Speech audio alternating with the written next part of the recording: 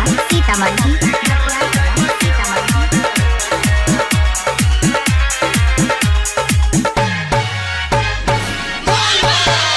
जान रहिया छाई लमहर गे पबजी खेलत जाइबे देवा घर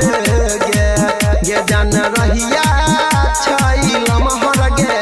पबजी खेलत जाइबे देवा घर गे जल्दी चले गे कांवर धाले गे जल्दी चले गे कांवर धाले गे भीड़ लागल छै सगतर गे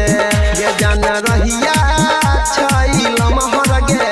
पबजी खेलत जाइबे देवा घर गे ये जान रहिया छाई लमहर गे पबजी खेलत जाइबे देवा घर गे जल्दी चले गे कांवर धाले गे जल्दी चले गे कांवर धाले गे भीड़ लागल छै सगतर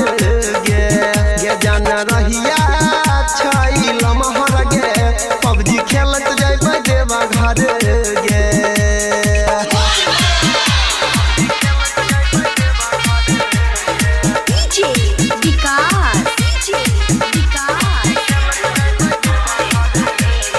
मटियार कला सीतामढ़ी प्रेम से बोलो देवघर वाले बाबा की। भोले बाबा छै दयालु दया करतोगे ये भोले बाबा छै दयालु दया करतोगे दुख तो हर गे जान उतहरतोगे गे उतहरतोगे गे जान हरतोगे गे चलत बेदी में सुनै ना गे जन तू बनल रही है छड़हर गे जान रहिया छाई लमहर गे पबजी खेलत जाइबे देवा घर गे गे जान रहिया छाई लमहर गे पबजी खेलत जाइबे देवा घर गे जल्दी चले गे कांवर धाले गे जल्दी चले गे कांवर धाले गे भीड़ लागल छै सगतर गे ये जान रहिया छाई लमहर गे पबजी खेलत जाइबे देवा घर गे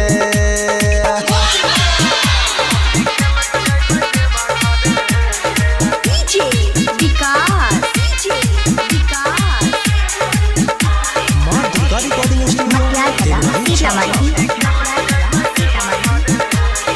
प्रेम से बोलो देवघर वाले बाबा की। जलाधारी है हाथ पसारी है भोला आगे गे जलाधारी है हाथ पसारी है भोला आगे गे